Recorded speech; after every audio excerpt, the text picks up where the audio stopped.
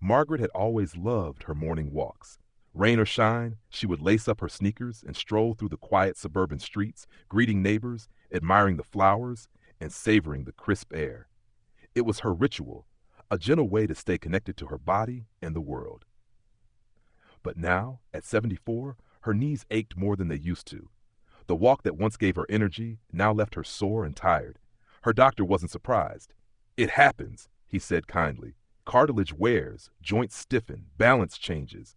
Don't force the long walks if they're hurting you, but don't stop moving either."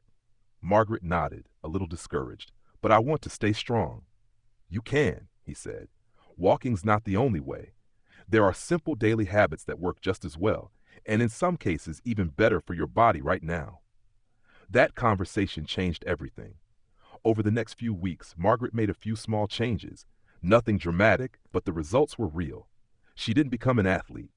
She didn't go back to walking 5 miles a day, but she felt better, steadier, stronger, more alive.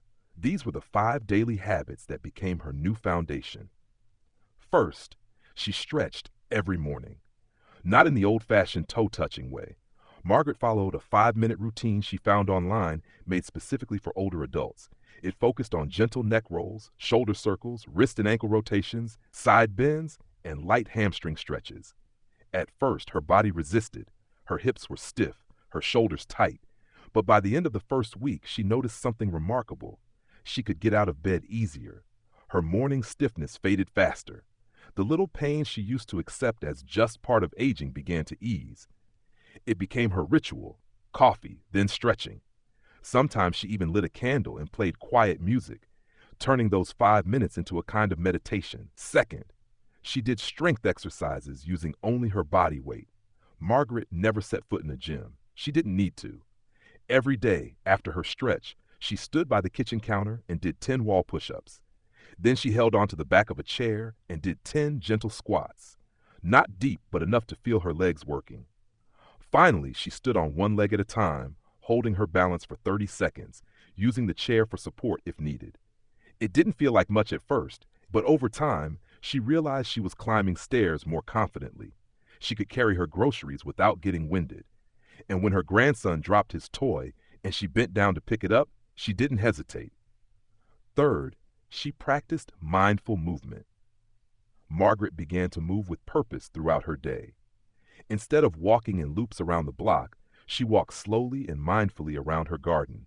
She focused on posture, lifting her chest and softening her knees. When folding laundry or making the bed, she turned it into a gentle flow, reaching, bending, breathing.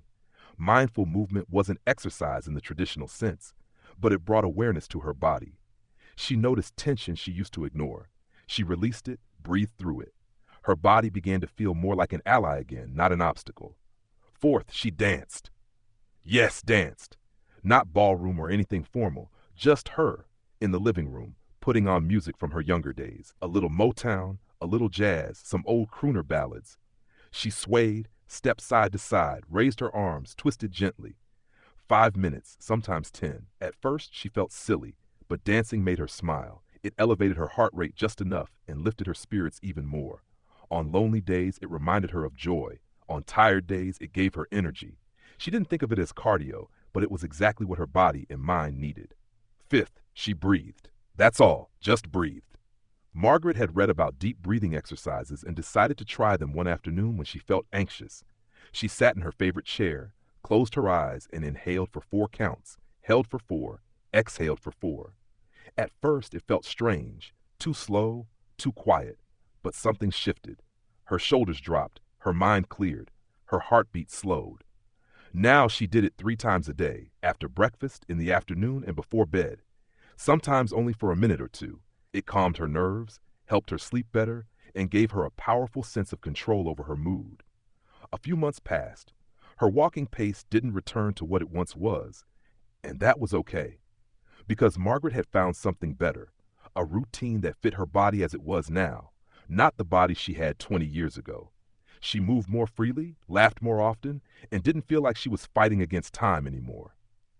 One Sunday, her daughter came over for lunch and watched as Margaret moved easily from kitchen to table. "You seem different," she said, "like lighter somehow." Margaret smiled. I've been doing things a little differently. Not walking as much, but moving better.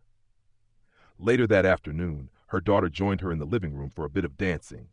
Two generations, swaying side by side, the music echoing through the quiet house. Movement wasn't about proving anything.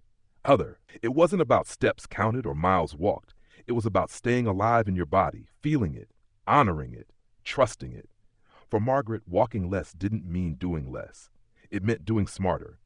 And in that wisdom, she discovered not just strength, but freedom.